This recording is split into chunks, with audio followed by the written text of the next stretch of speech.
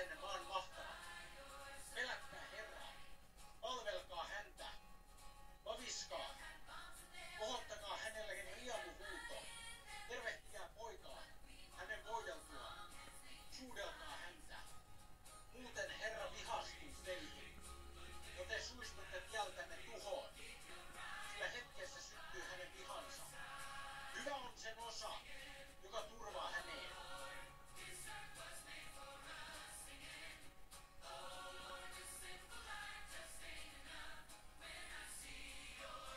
Miksi kansat kapinoivat, kansakunnat juonia punovat? Miksi kuninkaat nousevat kapinaan?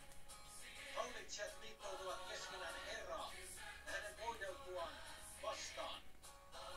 Me heitämme pois ikeemme, katkomme orjuuden kahleet. Hän, joka hallitsee taivaassa, nauraa. Herra pilkkaa heitä.